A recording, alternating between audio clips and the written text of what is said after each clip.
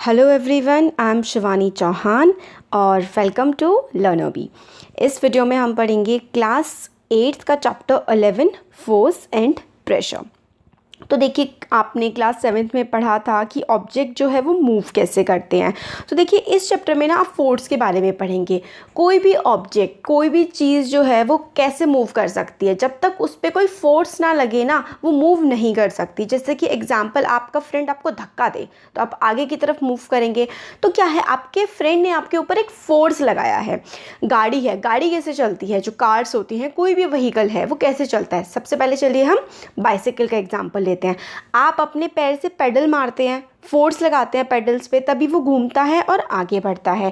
Cars में क्या होता है, कार्स में इंजन होता है जो फ्यूल की हेल्प से चलता है। आप चाबी घुमाते हैं तो उस पर एक फोर्स अप्लाई होती है, फ्यूल जाता है वहाँ पर और कार रन करती है। तो कोई भी चीज़ जो है ना, वो एक फोर्स लगने के बाद ही ऑपरेट कर सकती है। तो इस चैप्टर में वही हम पढ़ेंगे, फोर्स के बारे में और प्रेशर के बारे में। कोई भी चीज़ जो है वो कैसे मूव करती है। और फोर्स क्या होता है, पुश या फिर पुल। पुश का मतलब होता है धक्का देना, पुल का मतलब होता है किसी भी चीज़ को खींचना। तो हमें इसमें काफ़ी सारे एग्जाम्पल दिए गए हैं। जैसे कि कोई जो फुटबॉल प्लेयर है, वो अपने पैर से फुटबॉल को मारता है, वो क्या है, वो एक पुश है। उसने फुटबॉल को धक्का दिया है ना, पुश किया है। और ये देखिए, यहाँ पे जो गोलकीपर है, इसने उस बॉल को पकड़ा है, मतलब क्या किया है, उस बॉल को रोकने की कोशिश की है। एक तरीके से आप कह सकते हैं उसने उसे पुल किया है, मतलब ऐसा कोशिश की है कि भाई इसे हम अपने पास रोक लें। तो ये भी एक फोर्स का एग्जाम्पल है। फिर देखिए, ये जो हॉकी प्लेयर है, ये क्या कर रहा है, ये बॉल को पुश कर रहा है ना, और ये क्या कर रहा है, रोक रहा है। तो ये सारे के सारे जो एग्जाम्पल्स हैं, ये सारे के सारे एग्जाम्पल्स हमारे फोर्स के हैं। तो फोर्स क्या होती है, अ पुश और pull is called a force. तो देखिए क्या क्या होते हैं एक्शंस, जैसे कि पिकिंग, कोई चीज़ उठाना, कोई चीज़ ओपन करना, शटिंग, कोई दरवाजे को बंद करने के लिए भी आपको फोर्स लगाना पड़ता है। किक करना, पैर से आगे की तरफ धकेलना, तो वो भी तो आप फोर्स लगा रहे हैं ना। हिट करना मतलब किसी भी चीज़ पे तेज से मारना। लिफ्ट करना, किसी चीज़ को उठाना। पुश करना, पुल करना, ये सारे के सारे एग्जाम्पल्स जो हैं, ये सारे के सारे एग्जाम्पल्स हमारे फोर्स के होते हैं। Each of these action usually result in some kind of change in the motion of an object। तो आप किसी चीज़ पे पुश कर रहे हैं, पुल कर रहे हैं, तो हमेशा क्या होगा, आप किसी चीज़ पे धक्का लगाएंगे, किसी चीज़ को खींचेंगे। अगर आपकी फोर्स सफिशेंट है उस चीज़ को हिलाने के लिए, तो वो चीज़ क्या होगी, अपनी जो ऑब्जेक्ट है ना, अपना मतलब स्पीड चेंज करेगा। या तो वो चीज़ मोशन में आ जाएगी, आप उस पर धक्का लगाएंगे तो वो आगे बढ़ जाएगी, या रोकने की कोशिश करेंगे तो वो रुक जाएगी। तो ये सब कुछ क्या आप कर रहे हैं, पुश कर रहे हैं, पुल कर रहे हैं, तो इसका मतलब है आप फोर्स लगा रहे हैं किसी भी चीज़ पे। तो यही हमें बताया गया है इसमें।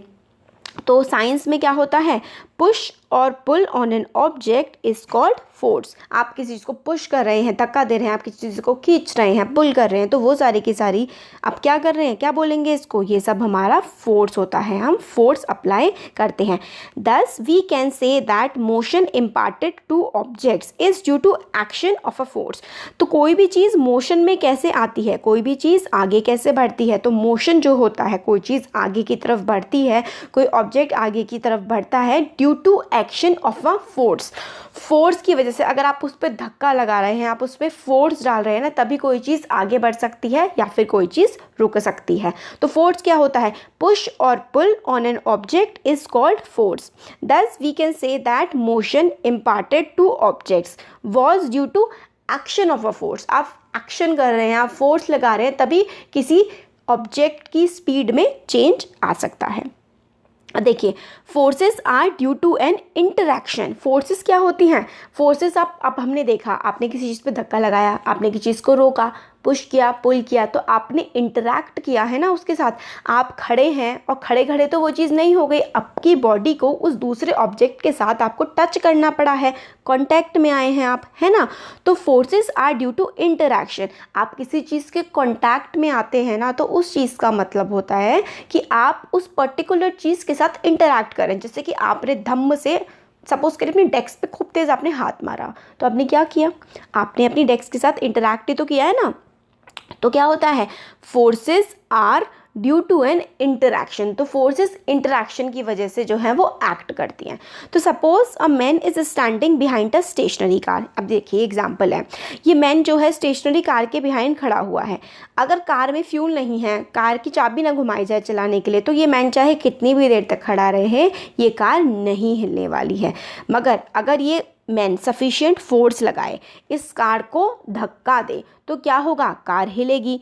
तो forces are due to an interaction, मतलब फोर्स जो है वो किसकी वजह से लगती है, जब हम किसी बॉडी के साथ इंटरैक्ट करते हैं। देखिए इसने इसको टच किया, इस पर तेज से धक्का लगाया तो ये कार आगे बढ़ सकती है।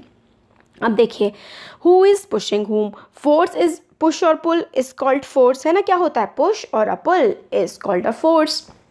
तो देखिए आप लेसन को ना जो मैं आपको पढ़ा रही हूँ ना, आप बिल्कुल ध्यान से सुनिए। आपका समझ लीजिए 80% जो है चैप्टर वो यहीं आपको याद ही हो जाएगा। फिर क्वेश्चन आंसर्स जो है मैं जल्दी अपलोड कर दूँगी इस चैप्टर के, और आप उससे पढ़ लेंगे तो आपको बिल्कुल 100% चैप्टर हो जाएगा। पता है क्लास में ध्यान दीजिए, मैं आपको भी पढ़ा रही हूँ तो आप अच्छे से ध्यान दे के सुनिए, आपका चैप्टर बहुत अच्छे से समझ में आ जाएगा आपको। हाँ तो देखिए ये क्या कर रही हैं, हु इज़ पुशिंग हुम। अब ये देखिए एक तरफ से ये लड़की फोर्स लगा रही है, एक तरफ से ये लगा रही है। तो जब दोनों फोर्स एक साथ लगती हैं ना, और अगर वो फोर्स बराबर भी हो तो क्या करती हैं, फोर्स एक दूसरे को कैंसिल कर देती हैं। अगर ये दोनों लड़कियों में बिल्कुल बराबर ताकत है ना, तो ना ये लड़की हिल पाएगी ना दूसरी लड़की हिल पाएगी। तो एक तरह से फोर्स क्या करती है, एक दूसरे को पुश करते हुए कैंसिल कर देती है। बट अगर एक लड़की में दूसरी लड़की से फोर्स ज़्यादा होगी, सपोज करिए ये लड़की ए है, ये लड़की बी है, पहले ये दोनों जो फोर्स लगा रही हैं एक दूसरे की तरफ वो बिल्कुल बराबर है, तो बिल्कुल नहीं हिलेंगी ये। मगर ए वाली ने ज़्यादा तेज़ फोर्स लगा दी बी वाली के कंपैरिजन में, है ना, तो क्या होगा, ए वाली बी वाली को पीछे की तरफ धकेल देगी, है ना, तो फोर्स बी वाली की तरफ ज़्यादा लग जाएगा अगर ए ज़्यादा फोर्स लगा रहा है तो मूव हो जाएगा ऑब्जेक्ट। तो ऑब्जेक्ट को मूव करने के लिए ना एक फोर्स का दूसरी फोर्स से ज़्यादा होना ज़रूरी है। अगर दो ऑब्जेक्ट एक दूसरे पर बराबर की फोर्स लगा रहे हैं ना, तो ऑब्जेक्ट मूव नहीं होगा।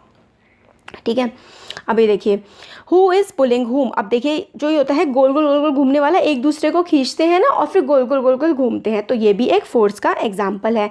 अब यहाँ पे देखिए, अब ये जो फार्मर है ये अपनी बैल को पुल करने की कोशिश कर रहा है, बट बैल जो है वो पीछे की तरफ जा रही है, ये इसको आगे की तरफ, ये जो है ये पीछे की तरफ जा रही है, ये इसको आगे की तरफ खींचने की कोशिश कर रहा है। तो फोर्सेस अपोजिट डायरेक्शन में लग रही है ना, ये पीछे की तरफ कर रहा है और ये इधर की तरफ कर रहा है, तो ज़्यादा मेहनत लगानी पड़े, जिसमें ज़्यादा ताकत होगी वो उसी तरफ जा कर के फोर्स लग जाएगी। तो इसमें हमें यही बताया गया है, इन एग्जाम्पल से हम ये समझ सकते हैं कि at least two object must interact for a force to come into play. तो फोर्स को अगर लगना है तो कम से कम दो ऑब्जेक्ट्स का होना ज़रूरी है। दस interaction of one object with another object result in force between two object. जब दो ऑब्जेक्ट आपस में इंटरैक्ट करते हैं तो उन पे क्या लगती है, फोर्स लगती है। अब एक्सप्लोरिंग फोर्सेस, अलग अलग फोर्सेस के बारे में हम लोग इसमें जानेंगे, यही हमें इसमें बताया गया है। तो गेम ऑफ टग, तो टग ऑफ वॉर क्या होता है, टग ऑफ वॉर रस्सी खींच वाला जो गेम होता है ना, ये वाला, इसको हम टग ऑफ वॉर कहते हैं। तो टग ऑफ वॉर में क्या करता है, जो रोप है वो अपोजिट डायरेक्शन में हम लोग क्या कर रहे हैं, फोर्स लगा रहे हैं। जैसे ये वाली टीम ए है सपोज करिए और ये वाली टीम बी है, टीम ए इस तरफ फोर्स लगा रही है और टीम बी इस तरफ फोर्स लगा रही है, तो क्या होता है, रस्सी कहीं को भी नहीं हिलती है, क्योंकि दोनों की अलग अपोजिट डायरेक्शन में जब फोर्स लगती है तो क्या होता है, हिलना चीज़ का मुश्किल हो जाता है। फिर क्या होगा, एकदम से जिस डायरेक्शन में फोर्स ज़्यादा होगी उस तरफ को क्या होगा, रस्सी मतलब हिल जाएगी और वो वाली टीम जीत जाएगी जिस तरफ ज़्यादा फोर्स लग जाएगी। अब देखिए forces applied on an object in the same direction add to one another. जब देखिए आपको ये सपोज करिए एक बड़ा सा ब्लॉक है, ए इंसान है एक, वो भी इसकी तरफ फोर्स लगा रहा है, बी इंसान है ये भी इसकी तरफ फोर्स लगा रहा है, मतलब फोर्स क्या है, सेम डायरेक्शन में लग रही है। जब फोर्स सेम डायरेक्शन में लगती है तो फोर्स ऐड हो जाती है, तो ए की फोर्स प्लस बी की फोर्स हो जाएगी और ये ब्लॉक जो है आगे मूव कर जाएगा। जब फोर्स सेम डायरेक्शन में लगती है तो फोर्स क्या होती है, ऐड हो जाती है। बहुत इंपॉर्टेंट पॉइंट है, बिल्कुल दिमाग में बसा लीजिए। When force is applied on an object in the same direction it gets added. Force add हो जाती है जब सेम डायरेक्शन में लगती है, ठीक है।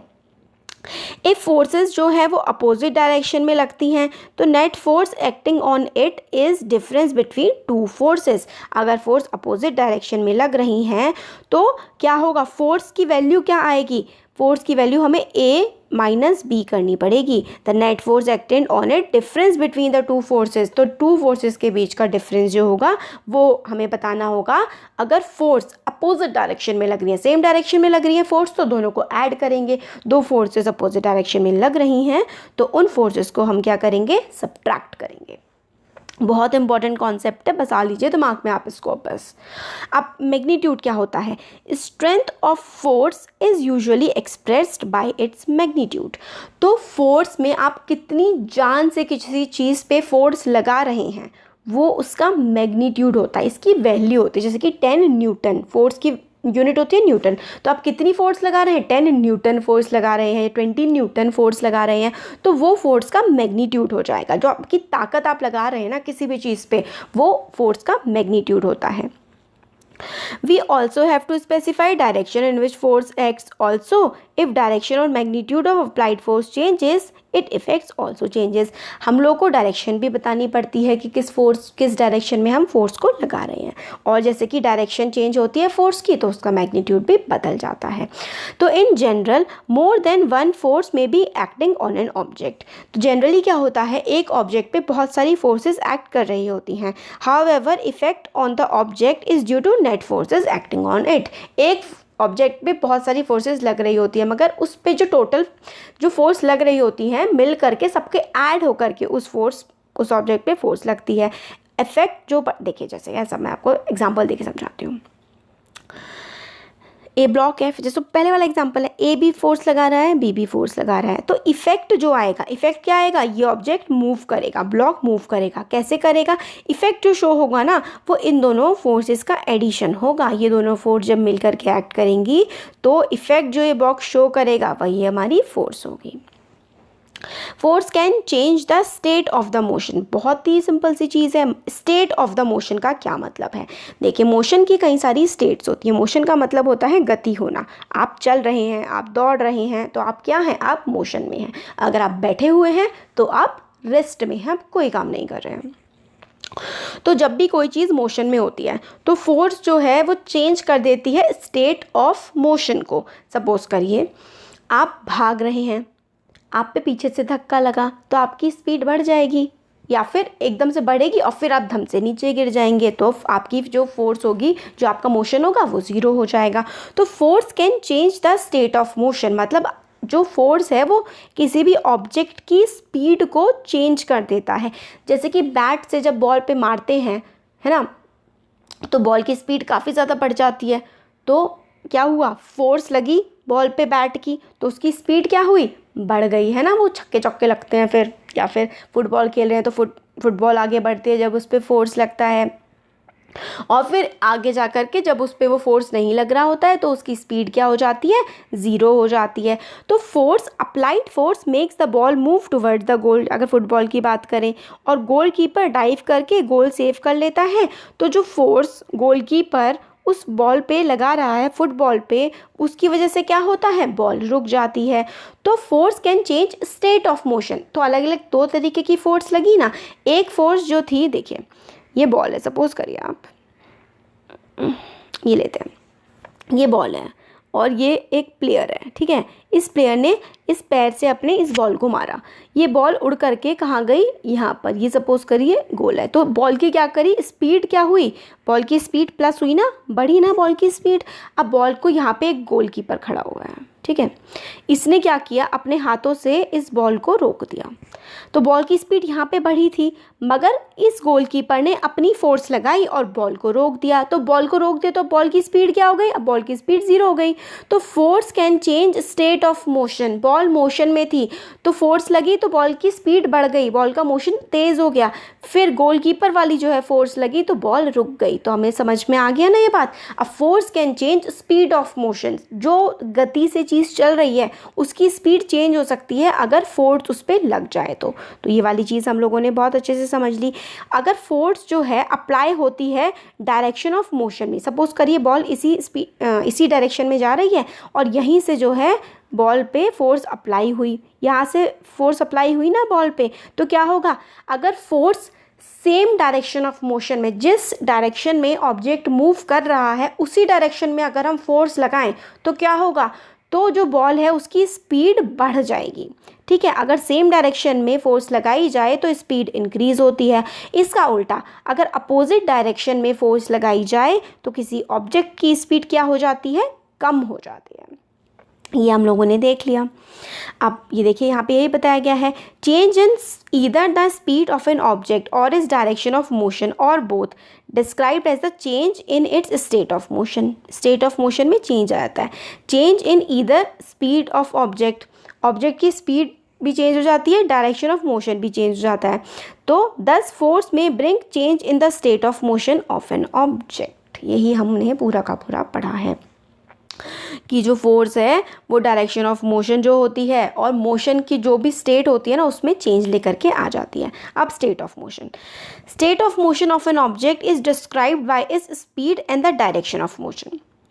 तो स्टेट ऑफ मोशन जो है किसी भी ऑब्जेक्ट पे लग रही है वो कैसे डिस्क्राइब करते हैं, उसकी स्पीड से और उसके डायरेक्शन से। मतलब कितनी, आप कैसे कह सकते हैं कि कोई भी ऑब्जेक्ट मोशन में है, उसकी स्पीड कितनी स्पीड से वो चल रहा है और किस डायरेक्शन में वो चल रहा है, ये देख करके हम बता सकते हैं कि उस ऑब्जेक्ट की स्पीड क्या है, या फिर वो ऑब्जेक्ट मोशन में है या फिर स्टेट में है। अगर कोई चीज़ रेस्ट पे होती है तो उसकी स्पीड 0 होती है, ये हम लोगों ने पढ़ लिया है। अब does it meant that application of force would always result in the change in the motion of object। अब क्या ऐसा है कि हमेशा जब भी हम किसी चीज़ पे फोर्स लगाएं तो वो स्पीड, वो ऑब्जेक्ट जो है वो मोशन में आ जाएगा। मतलब आपने अपने फ्रेंड को धक्का दिया तो वो तो गिर जाएगा, है ना। बट अगर आप अपने घर की दीवार को धक्का देंगे तो क्या दीवार हिल जाएगी? सोचिए, नहीं हिलेगी भाई। क्यों? क्योंकि आपने इतनी फोर्स लगाई ही नहीं है जितनी उस दीवार को हिलाने के लिए ज़रूरत है। तो हमें सफिशिएंट फोर्स लगानी पड़ेगी अगर हमें कोई बड़े ऑब्जेक्ट को हिलाना है, तो हम लोगों को इतनी फोर्स लगानी पड़ेगी, उससे ज़्यादा जितनी वॉल ने खुद को नीचे जमाने के लिए फोर्स लगाई हुई है ना, उससे ज़्यादा फोर्स अगर हम वॉल पे अप्लाई कर सकें तो ही वॉल हमसे हिल जाएगी। और हम इतनी नहीं कर पाते हैं, इसलिए हमसे जो है वो दीवार नहीं हिलती है। तो no effect of force is observe when you try to push a wall, क्योंकि इतनी फोर्स आप उस पर नहीं अप्लाई कर पाते जितनी उसको हिलाने के लिए ज़रूरत है। अब ये देखिए, इसमें है force can change shape of an object. ये भी कितना सिंपल एग्जांपल है। बलून है, मोटा सा होता है, आपने धप्प करके उसको दबा दिया, क्या हो जाता है? फूट जाता है, शेप चेंज हो जाती है ना ऑब्जेक्ट की। पानी की बॉटल है, आप उसको दबा दीजिए तो उसकी शेप क्या हो जाती है? चेंज हो जाती है। दबाया का क्या मतलब है? आपने फोर्स अप्लाई की है ना। दबाने का यही तो मतलब है कि आपने उस बॉटल पे फोर्स अप्लाई की है। तो force can change the shape of an object. तो force of an on an object में चेंजेस शेप। तो शेप चेंज हो सकती है किसी ऑब्जेक्ट की अगर आप उस पर फोर्स अप्लाई करें तो हम लोगों ने क्या क्या पढ़ा? Force may make an object move from rest. Rest से मतलब कोई चीज़ आराम से है, बॉल आराम से है, पड़ी हुई है, बिल्कुल नहीं चल रही, आपने लात मारी, फोर्स लगाई, वो आगे बढ़ गई। तो may make an object move from rest, rest से आगे मूव कर सकता है object. May change speed of an object if it is moving. तो अगर ऑब्जेक्ट मूव कर रहा है तो उसकी स्पीड चेंज हो सकती है। डायरेक्शन ऑफ मोशन चेंज हो सकती है। मतलब मान लीजिए वो इस डायरेक्शन में जा रहा है और आपने यहाँ से उस पर बहुत तेज़ फोर्स लगा दी तो वो उल्टा इस डायरेक्शन में जाने लगेगा। तो डायरेक्शन जो है मोशन की, फोर्स वो भी चेंज कर सकती है और ऑब्जेक्ट की स्पीड भी चेंज कर सकती है। तो हमें ये 4 पॉइंट बड़े इंपॉर्टेंट है। Object, force can move an object from the rest, force can change speed of an object, force can change direction of motion of an object और force can change shape of an object. ये 4 चीज़ें बड़ी important है, आपको बिल्कुल ही अच्छे से याद रखनी है। तो while force may cause one or more of these effects, it is important to remember that none of, अब इसमें यही है कि ये 4 जो है, 4 या इनसे ज़्यादा भी इफेक्ट जो है वो ला सकता है अगर किसी चीज़ पे आप फोर्स लगाएं तो हमसे इससे एक चीज़ और समझ आती है कि ऑब्जेक्ट खुद से मूव नहीं करते हैं। ऑब्जेक्ट की जो स्पीड है वो चेंज कर सकती है या फिर डायरेक्शन चेंज कर सकती है, शेप चेंज कर सकती है जब हम उससे बाहर से कोई फोर्स अप्लाई करें, तभी उसकी जो है जो है मतलब शेप या फिर डायरेक्शन या फिर मोशन चेंज होता है। अब कॉन्टैक्ट फोर्सेस, तो कॉन्टैक्ट फोर्सेस में पहली आती है muscular force, very important. Contact forces में क्या आता है? Muscular force. मस्कुलर फोर्स क्या है? हमारी बॉडी में क्या है? मसल्स ही तो है। तो हम किसी चीज़ पे फोर्स अप्लाई करेंगे तो वो क्या होगी? वो मस्कुलर फोर्स होगी, क्योंकि हमने वो फोर्स अप्लाई की है किसी चीज़ पे अपनी मसल्स की मदद से। तो जो मसल्स की मदद से फोर्स अप्लाई होती है उसको हम मस्कुलर फोर्स कहते हैं। तो देखिए बॉक्स में हमें बताया गया है कि क्लास 7th में हमने पढ़ा था कि एलिमेंट्री कैनाल, जो डाइजेस्टिव सिस्टम होता है, उसमें खाना मुँह से नीचे की तरफ जाता है, एक फोर्स लगती है। तो वो भी क्या हुई? एक फोर्स लगी, इसी की वजह से खाना मुंह से पेट तक पहुंचता है। तो वो भी क्या है? मस्कुलर फोर्स है, एक कॉन्टैक्ट फोर्स है। तो मस्कुलर फोर्स क्या है? Contact force. तो देखिए ये हम लोगों ने पढ़ लिया, the force resulting due to action of muscles is known as muscular force. तो जब भी आप किसी चीज़ के आपके हाथ से कॉन्टैक्ट में आ रहे हैं, किसी रोप को खींच रहे हैं, देखिए किसी रोप को खींच रहे हैं, अपने स्कूल बैग को भी खींच रहे हैं, पानी की बाल्टी को खींच रहे हैं, तो क्या होता है ऐसे केस में? ऐसे केस में the force resulting due to the action of muscles is known as muscular force. तो फोर्स जो रिजल्ट होती है एक्शन ऑफ मसल्स की वजह से, आप मसल्स की हेल्प से किसी चीज़ पर धक्का लगा रहे हैं, तो उसे आप मस्कुलर फोर्स बोलेंगे। और एनिमल्स जो फोर्स लगाते हैं वो भी क्या फोर्स होती है? मस्कुलर फोर्स होती है। और हम जब फोर्स लगा रहे हैं मस्कुलर फोर्स, तो चीज़ के कांटेक्ट में आ रहे हैं, किसी ऑब्जेक्ट को टच कर रहे हैं, तो मस्कुलर फोर्स इसलिए एक कांटेक्ट फोर्स है। अब फ्रिक्शन आता है। देखिए फ्रिक्शन क्या होता है? फोर्स रिस्पॉन्सिबल, यहाँ पे देखिए, force responsible for changing state of motion of object is friction. मतलब देखिए आप जब चलते हैं या फिर आप बाइसिकल में पेडल मारते हैं, तो धीरे धीरे क्या होता है? It gradually slows down and finally stop. Pedal मारना स्टॉप कर देंगे साइकिल में तो धीरे धीरे वो रुक जाएगी। कार स्कूटर भी रेस्ट में आ जाएगा जब आप उसका इंजन बंद कर देंगे। बोट भी रेस्ट में आ जाएगी जब आप उसके जो रोइंग करना होते हैं ना, चप्पू, उसको चलाना बंद कर देते हैं। तो इन सारी सिचुएशन में क्या है? जब आपने फोर्स लगाना बंद कर दिया है तो जो ऑब्जेक्ट है वो धीरे धीरे रेस्ट में आ जाता है। तो ये किस वजह से होता है? ये होता है फ्रिक्शन की वजह से। देखिए फ्रिक्शन जो फोर्स है ना, वो जो हम अपनी बॉडी पे फोर्स लगा रहे हैं, किसी भी चीज़ पे हम फोर्स लगा रहे हैं, फ्रिक्शन उसकी अपोजिंग फोर्स होती है। हमने सपोज करिए इस वॉल पे ए फोर्स लगाई, तो वॉल्स हम अपोजिंग फोर्स एक तरीके से लगाती है, उसको फ्रिक्शन कहते हैं। ऐसे ही ज़मीन भी एक अपोजिंग फोर्स हमारी बॉडी पे लगाती है, जिसे हम फ्रिक्शन कहते हैं। इसी वजह से हम लोग चलते चलते थक जाते हैं। The force of friction always act on all the object. Force जो है ना फ्रिक्शन की, वो हमेशा हर ऑब्जेक्ट पे एक्ट कर रही है, और इसकी जो डायरेक्शन होती है ना, इसकी दिशा होती है always opposite to the direction of motion. जिस डायरेक्शन में हम चल रहे हैं ना, फ्रिक्शन हमेशा उसके अपोजिट डायरेक्शन में ही एक्ट करती है। जैसे हम पैदल चल रहे हैं, हम पैर का पंजा आगे रख रहे हैं, दबा रहे हैं, तो पीछे से ना हमें एक चीज़ रोकती है, तभी हम लोग चलते चलते थकते हैं, भागते भागते थकते हैं। क्योंकि फ्रिक्शन की फोर्स जो है वो हमेशा मूविंग ऑब्जेक्ट की जो फोर्स होती है, जिस डायरेक्शन में मूविंग ऑब्जेक्ट चल रहा होता है ना, उसके अपोजिट डायरेक्शन में हमेशा फ्रिक्शन लगती है। Force of friction always act on all the objects and its direction is always opposite to direction of motion. Since force of motion arise due to contact between surfaces, it is contact force. तो देखिए muscular force हो गई, friction हो गया, ये क्या है? Contact force. तो कॉन्टैक्ट फोर्स क्या हो गई? जो फोर्सेस हमारी बॉडी पर लगती हैं जब हम उस पर्टिकुलर चीज़ के कॉन्टैक्ट में आते हैं, तो उसे हम क्या कहते हैं? कॉन्टैक्ट फोर्सेस कहते हैं। तो फ्रिक्शन भी क्या है? फ्रिक्शन भी एक कॉन्टैक्ट फोर्स है। अब देखिए काफ़ी लेंथी हो गया है, देखिए non contact forces, electromagnetic force, gravitational और फिर प्रेशर के बारे में जो है ये हम लोग ना नेक्स्ट वीडियो में देख लेंगे, वरना वीडियो काफ़ी ज़्यादा बड़ा हो जाएगा। इसमें भी काफ़ी कुछ एक्सप्लेन करने के लिए है नेक्स्ट वीडियो में। तो देखिए आपको कैसा लगा वीडियो, कमेंट सेक्शन में कमेंट करके ज़रूर बताइएगा। और आप और कौन कौन से चैप्टर्स चाहते हैं जिसको मैं बनाऊँ, वो भी आप मुझे कमेंट सेक्शन में बता सकते हैं। और वीडियो को लाइक ज़रूर करिएगा, क्योंकि जितने ज़्यादा लाइक होंगे उतना ज़्यादा मुझे मोटिवेशन मिलेगा ना वीडियोज़ को बनाने के लिए। और चैनल को सब्सक्राइब ज़रूर करिएगा, क्योंकि जैसे ही मैं वीडियो बनाऊँ आपके पास नोटिफिकेशन पहुँच जाएगा, तो आपके लिए आसान रहेगा उसको पढ़ना। सब्सक्राइब नहीं करेंगे तो नोटिफिकेशन नहीं पहुँचेगा। सब्सक्राइब कर लीजिए चैनल को और लाइक कर दीजिए और अपने फ्रेंड्स के साथ भी इसको शेयर करिएगा। और देखिए, मैं एक और चीज़ सोच रही हूँ, एक इनिशिएटिव। काफ़ी सारे बच्चों को काफ़ी हेल्प की ज़रूरत होती है, मैं सबकी ऐसे हेल्प तो नहीं कर पाती हूँ, पूरी कोशिश करती हूँ कि ज़्यादा से ज़्यादा बच्चों की हेल्प करूँ। तो मैं एक इनिशिएटिव स्टार्ट करने की सोच रही हूँ जो कि पेड इनिशिएटिव होगा। मतलब उसमें मैं एक तरीके से गाइडेंस का प्रोग्राम बनाने की सोच रही हूँ। तो अब जैसे आप लोग अगर उसको ज्वाइन करेंगे तो मुझे भी मोटिवेशन मिलेगा कि मैं और अच्छे से काम करूँ और चैनल को बढ़ाने के लिए भी मैं अपने एफ़र्ट्स डालूँ और भी ज़्यादा, और मेरी भी काफ़ी हेल्प होगी उससे। तो पेड कोर्स स्टार्ट करने की कोशिश कर रही हूँ मैं। उसमें क्या होगा, देखिए, जैसे कि आपको पर्सनलाइज्ड वीडियो मिलेंगे। जैसे कि आप जो वीडियो चाहते होंगे, मैं एक ग्रुप बना दूँगी व्हाट्सएप पे और एक और किसी प्लेटफॉर्म पे। उसमें आपको, अगर आप पेड कोर्स ज्वाइन करते हैं तो उसमें मैं आपको ऐड करूँगी और फिर उसकी फ़ीस देखिए मैं 1000 रुपीज़ रखूँगी, अब से लेकर के आपके सेशन एंड तक। मतलब 6 मंथ्स के लिए उस कोर्स की जो फ़ीस होगी वो 1000 होगी 6 मंथ के लिए।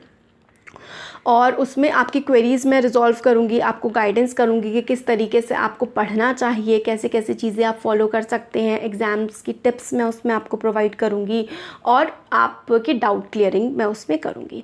तो अगर आप मतलब इंटरेस्टेड हो उसमें तो आप कमेंट सेक्शन में बता सकते हैं। अगर ज़्यादा लोग इंटरेस्टेड हुए तो मैं जल्द ही उस इनिशिएटिव को स्टार्ट करूँगी। तो थैंक यू।